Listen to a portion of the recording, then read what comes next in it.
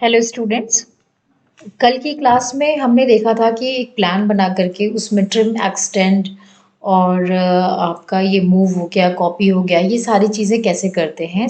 आज की क्लास में हम सीखेंगे कि अपने किसी भी ऑब्जेक्ट को ऑटोकैड में हमें कैसे रोटेट करना है, स्केल करना है, इनका क्या यूज़ होता है, ये सारी चीज़ें हम यहाँ पे सीखने वाले हैं। एक क्विक रिवीजन मैं यहाँ पे कराऊंगी आपको। सबसे पहले हमने लाइन ड्रॉ करना सीखा था। अगर आपको स्ट्रेट लाइन ड्रॉ करनी है तो आप ऑर्थो मोड ऑन करके अपनी लाइन ड्रॉ कर सकते हैं। जैसे मैं यहाँ पे एक 5 यूनिट का एक मैं छोटा सा प्लॉट एरिया लेकर के इस पे मैंने प्रैक्टिस वर्क आपको सिखाया था, ठीक है। फिर मैंने ऑफसेट कमांड का यूज़ करके आपको बताया कि कैसे इसकी बाउंड्रीज अगर हमें क्रिएट करनी है तो हम इसे क्रिएट कर सकते हैं, राइट। उसके बाद मैंने आपको ट्रिम कमांड पढ़ाया था कि हम ट्रिम का यूज़ करके कैसे अपनी बाउंड्रीज को यहाँ पे नीट एंड क्लीन रख सकते हैं, जैसे आपको बिल्कुल प्रोफेशनल लुक आए ड्राइंग का। तो यहाँ पे हमने क्या किया, इसकी बाउंड्रीज को इस तरह से ट्रिम कर दिया। इसको एक्सटेंड करके हम यहाँ से इन दोनों को मर्ज कर सकते हैं, ठीक है। उसके बाद हमने सीखा था कि अगर मुझे यहाँ पे एक विंडो लगानी हो तो हम किस तरह से विंडो यहाँ पे बना सकते हैं। दोनों साइड मैंने सेंटर की लाइन को ऑफसेट किया। इस सेंटर वाली लाइन को हम डिलीट कर सकते हैं। After creating the window you can copy this window on multiple sides. जैसे मुझे यही विंडो अगर इधर चाहिए तो हम ऑर्थो को ऑफ करके यहाँ पे विंडो क्रिएट कर सकते हैं, यहाँ पे विंडो क्रिएट कर सकते हैं। ये सारी चीज़ें हम इस तरह से करते हैं, ठीक है। उसके बाद इस एज को हम एक्सटेंड करके अपना एक सर्कल का यूज करके यहाँ पे एक डोर क्रिएट कर सकते हैं। जैसे हमें डोर बनाना है, एंट्री डोर, तो हमने इस तरह से सर्कल से यहाँ पे डोर बनाया, ठीक है। देन इसके बाद मुझे सपोज इस यहाँ पे एक रूम बनाना है तो मुझे इस एज को एक्सटेंड करना है। तो एक्सटेंड के लिए आपने पढ़ा था EX डबल एंटर यूज करते हुए आप अपने यहाँ पे ऑब्जेक्ट को एक्सटेंड कर सकते हैं। अगेन जैसे ये डोर मुझे सेम इधर भी चाहिए, आप इस डोर को कॉपी कर सकते हैं। जैसे यहाँ पे हमने इस डोर को सेलेक्ट किया, CO एंटर करके, और बेस पॉइंट लेते हुए हमने यहाँ पे कॉपी कर दिया। देन फिर से मुझे इस एज को हमें ट्रिम करना है तो TR डबल एंटर करके हम अपनी एज को ट्रिम कर सकते हैं। अगर आपको इन सारे कमांड्स में कोई डाउट है तो आप हमारी प्रीवियस वीडियो देख सकते हैं। ये कैड कौशल की क्लास है जो कि आपकी 10 डेज हम आपको वीडियोस इस तरह से देने वाले हैं जिसमें बेसिक टूल्स ऑफ ऑटोकैड का यूज करके हम किसी प्लान को कैसे बनाते हैं। आर्किटेक्चर और सिविल वालों के लिए ये क्लासेस बहुत इंपॉर्टेंट है। हम इन्हें सिविल की ड्राइंग डिस्कस करके हम ये चीज़ देख सकते हैं कि किस तरह से हमें अपनी ड्राइंग को क्रिएट करना है यहाँ पे, ठीक है। अब हम क्या करते हैं, जैसे मुझे सपोज क्या करना है, मुझे ये विंडो इस एज पे चाहिए। जैसे अभी हमने आपको कॉपी करना सिखाया, तो कॉपी के लिए जस्ट आपको CO एंटर करके आप सेलेक्ट ऑब्जेक्ट करके बेस पॉइंट देके मल्टीपल कॉपीज यहाँ पे निकाल सकते हैं। बट मैंने आपने देखा कि मैंने कॉपी किया और मुझे यहाँ पे रखना है, मैंने यहाँ पे इस तरह से कॉपी कर लिया। इधर रखना, आप इधर भी रख सकते हो। बट क्या हम इस एज पे रख सकते हैं? इसको नहीं रख सकते हैं, है ना। हमें इस एज में सेट करने के लिए इस विंडो को रोटेट करना होगा।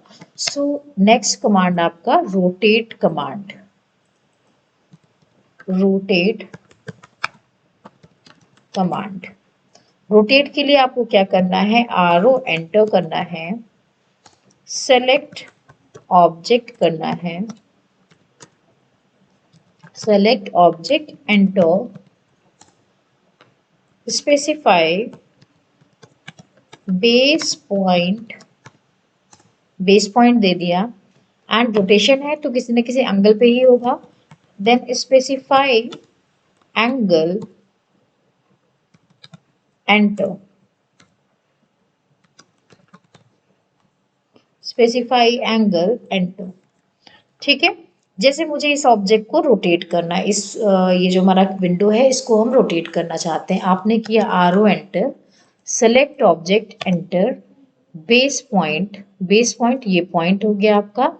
अब इसको क्या करना है, हमें रोटेट करना है। रोटेशन के लिए सपोज मुझे 90 डिग्री देना है क्योंकि मुझे इसके पैरेलल करना है, तो मैं इसको 90 डिग्री दे रही हूँ जिससे ये हमारा ऑब्जेक्ट इस तरह से रोटेट हो जाएगा।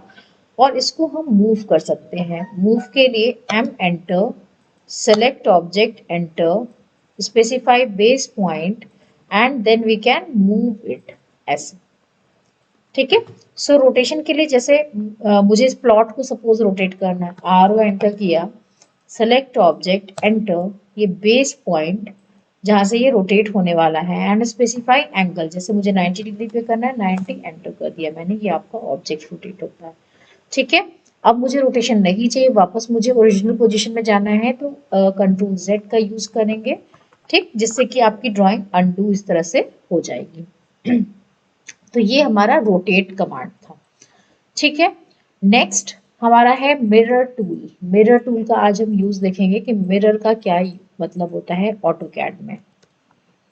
मिरर कमांड, मिरर क्या होता है, हमारी इक्वल एंड ऑपोजिट इमेज होती है, रिफ्लेक्टिव इमेज जिसको हम कहते हैं। ठीक है, जैसे कि हम मिरर में देखते हैं तो क्या होती है, इक्वल एंड ऑपोजिट होती है, जितनी दूर पे हम मिरर से खड़े होते हैं जस्ट उतनी ही अंदर हमारी मिरर में इमेज बनती है। ठीक, and mirror images are reflective image. तो अगर हमें ऑटोकैड में कभी मिरर इमेज क्रिएट करना होता है तो हम कैसे करते हैं। ठीक, एम आई एंटर करेंगे, M I enter, select object enter, select object enter, specify first point, first point of mirror line, specify first point of mirror line, specify first point of mirror line, then specify second point of mirror line, specify second point of mirror line। अब जैसे मान लीजिए मुझे इसको mirror करना है, जो मेरा ये जो प्लॉट हमने बनाया है इसको हम मिरर करना चाह रहे हैं, जैसे कि रो हाउसिंग है या कोई कॉलोनी है, तो आपने देखा होगा कि इक्वल टाइप के घर जस्ट आमने सामने होते हैं। ठीक है, तो मुझे इसको मिरर करना है, मैंने इसको एम आई एंटर किया, इस ऑब्जेक्ट को सेलेक्ट किया, सिलेक्शन के जो मेथड्स होते हैं जैसे ब्लू विंडो, ग्रीन विंडो, जो मेथड भी आपको ज़्यादा सही लगता है उससे आप इसको सेलेक्ट कर सकते हैं।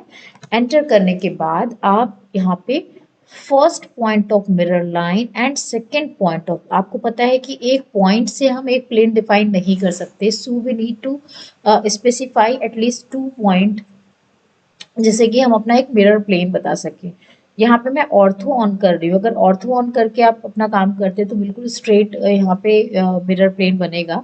तो हमने यहाँ पे ऑर्थो ऑन कर दिया, यहाँ पे क्लिक किया तो आपका ये मिरर इस तरह से यहाँ पे बन जाएगा। एंड लास्ट में आपको एंटर जरूर करना है, अगर आप एंटर नहीं करेंगे तो आपका ऑब्जेक्ट वहाँ पे सेटल नहीं होगा, वो वापस चला जाएगा, इसलिए आपको एंटर जरूर करना है। ठीक है, सो इसलिए लास्ट में एंटर। फिर से देखिए, जैसे जस्ट मुझे इस साइड घर बनाने हैं, एम आई एंटर किया, सेलेक्ट ऑब्जेक्ट एंटर, ये first point of mirror line, second point of mirror line, तो इक्वल एंड ऑपोजिट हमारा ये बनता जा रहा है इस तरह से सोसाइटी। ध्यान से देखिएगा, अगर आप कॉपी करेंगे तो क्या हो जाएंगी चीजें, उसी डायरेक्शन में कॉपी होती है, बट अगर आप मिरर कर रहे हैं तो इक्वल एंड ऑपोजिट बनता है। ठीक है, तो ये हमारा मिरर कमांड हो गया।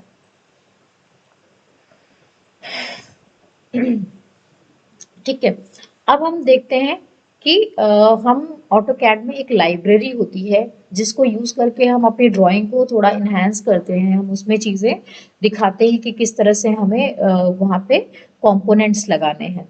तो उसको, उस लाइब्रेरी का नाम होता है एडीसी या Autodesk design centre. So next command ADC, Autodesk design centre, ADC भी कहते हैं इसको, एडीसी और डीसी एंटर दोनों से ही आ जाता है, और डीसी एंटर। ठीक, ऑटो डेस्क डिजाइन सेंटर, इसको डीसी एंटर करके भी लाया जा सकता है, एडीसी एंटर करके भी लाया जा सकता है। ध्यान से देखिएगा, डीसी एंटर करा हमने और यहाँ पे होम बटन होता है, ये होम बटन पे हम इसको इस तरह से क्लिक करते हैं, देन यहाँ पे आपका ENUS आया, हमने डिज़ाइन सेंटर में गए, डिज़ाइन सेंटर में जाने के बाद आपको डिफरेंट टाइप के ब्लॉक्स दिखेंगे, जैसे इलेक्ट्रिकल है और होम है, हाउस है, किचन है, इसमें से जो भी ब्लॉक आपको सूटेबल लगेगा आप उसमें जाएंगे। सपोज मैंने यहाँ पे होम का ब्लॉक क्लिक किया है, इसमें आप ब्लॉक्स में जाएंगे एंड यहाँ पे आप देखेंगे डिफरेंट टाइप के होम कंपोनेंट्स आपको मिल रहे हैं, जैसे बेड, चेयर, और डाइनिंग टेबल है, सोफ़ा है, ये सारी चीज़ें दे रखी हैं। मुझे इसमें जो भी कंपोनेंट्स चाहिए होगा I can just drag and drop this object on the drawing. ठीक है, अब देखिए जैसे मैंने यहाँ पे बेड इंपोर्ट करी है ये, ठीक। अब मुझे क्या करना है, अपने बेडरूम में बेड लगाना है। ठीक है, तो बेड तो हम ले आए, लेकिन प्रॉब्लम क्या आ रही है यहाँ पे कि बेड का साइज है बहुत बड़ा और हमारा रूम का साइज है बहुत छोटा। ठीक है, मुझे उसमें एडजस्ट करने में ही बहुत प्रॉब्लम आ रही है। सो हमें क्या करना होगा, अगला कमांड इसमें यूज करना होगा which is scale command. Scale command, ठीक है। स्केल कमांड ऑटोकैड में यूज किया जाता है किसी भी ऑब्जेक्ट को स्केल करने के लिए, मीन्स बड़ा करना है तो भी और अगर छोटा करना है तो भी। तो हमारे केस में हमारे बेडरूम से भी बड़ा ये बेड दिख रहा है, तो मुझे इस बेड को ही अकॉर्डिंगली सेट करना होगा कि इस बेडरूम में ये बेड सेट हो जाए। तो स्केल कमांड के लिए हमें क्या करना है, SC enter, SC enter, SC enter, select object enter, select object enter, specify base point, specify base point,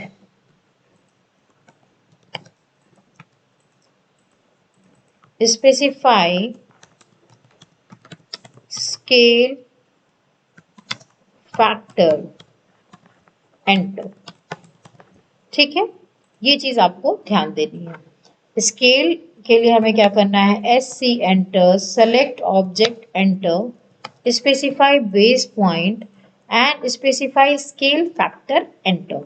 जैसे ये आपका बेड है, ठीक है, मुझे सपोज इसको स्केल करना है, तो मुझे क्या करना होगा, SC एंटर, देन इस बेड को सेलेक्ट करना होगा क्योंकि स्केल तो इसी बेड को करना है। तो हमने क्या किया, इसके बेड को सेलेक्ट कर लिया, एंटर किया, बेस पॉइंट दिया, बेस पॉइंट देने के बाद स्केल फैक्टर, स्केल फैक्टर देते समय एक बात का ध्यान रखना है कि अगर आपको ऑब्जेक्ट बड़ा करना है तो हम नंबर्स डालेंगे 1 2 3 4 इस तरह से, ठीक है, 2 टाइम्स बड़ा करना है, 3 टाइम्स बड़ा करना है। लेकिन अगर आपको ऑब्जेक्ट को अपने छोटा करना है तो हम क्या करेंगे, 0.5 0.3 0.2 इस तरह से डालेंगे तो आपका ऑब्जेक्ट छोटा होगा। तो सपोज मैंने यहाँ पे 0.2 वैल्यू डाली, sorry, SC enter, select object enter, base point and यहाँ पे 0.2 हमने डाला। ठीक, तो आपने देखा आपका ऑब्जेक्ट 20 टाइम्स छोटा होता जा रहा है। फिर हमने इसको ड्रैग करके इधर ले आया, हमें लग रहा है अभी भी मेरा ऑब्जेक्ट बड़ा है, तो फिर हम इस तरह से हम इसको छोटा कर सकते हैं। ये देखिए, ठीक, अब हमें लग रहा है कि मेरा ऑब्जेक्ट काफी छोटा हो गया रूम के कंपैरिजन में। एक प्रोपोर्शनल वर्क भी होता है, वो मैं आपको आगे बताऊंगी, बट अभी क्या है, अभी हम इसको सिर्फ ऑब्जेक्ट को बड़ा या छोटा करना सीख रहे हैं। तो हमने 2 टाइम्स इसको बड़ा कर दिया। ये साइज जो आया है हमारा, ये एक standard size of the bed है। आप चाहें तो उसको वो भी कर सकते हैं। जब हम प्रॉपर स्केलिंग में काम करेंगे, जब हम सीखेंगे कैसे यूनिट्स में वर्क करना है, तो आप देखेंगे कि हम बेड की भी प्रॉपर डायमेंशनिंग करके उसके हिसाब से स्केल करके हम चीज़ें डालते हैं। ठीक है, अच्छा, इसमें कुछ चीज़ें और भी होती हैं जैसे हमारा रेफरेंस के साथ स्केल करना, ये सारी चीज़ें मैं आपको अलग क्लासेस में बताऊंगी। ये हमारा जो बैच चल रहा है ये कैड कौशल का चल रहा है। कैड कौशल में हम 10 डेज में अपने प्लान पे वर्क करना सीखेंगे, कैसे बेसिक प्लान्स आपको क्रिएट करने हैं। ठीक है, तो अब जो है हमने यहाँ तक सीख लिया कि कैसे हमें लाइब्रेरी से इसमें चीज़ें इंपोर्ट करके स्केल करके लगानी है। ठीक है, सो नेक्स्ट क्लास में हम देखेंगे कैसे रेक्टेंगल कमांड बनाना है, रेक्टेंगल्स कैसे बनते हैं ऑटोकैड में, उनको एक्सप्लोड कैसे करा जाता है, साथ में line type, line weight, line colours, layers का क्या यूज होता है। ठीक, और उसके पहले हम पढ़ेंगे कि सेक्शन व्यूज क्या होते हैं। तो कल की क्लास में हम यूनिट चेंज करना और यूनिट चेंज करके एक आर्किटेक्चर प्लान बनाना, उस प्लान का हम सेक्शन व्यू निकाल करके देखेंगे। ठीक है, और साथ में अगर आपको हमारी वीडियोस अच्छी लगती है, हमारे चैनल को सब्सक्राइब ज़रूर कीजिए, शेयर कीजिए, लाइक कीजिए, और अपने फ्रेंड्स में जो भी इस फील्ड से हैं, जो भी सीखना चाहते हैं ऑटोकैड, उनको ज़रूर शेयर करिए। Thank you.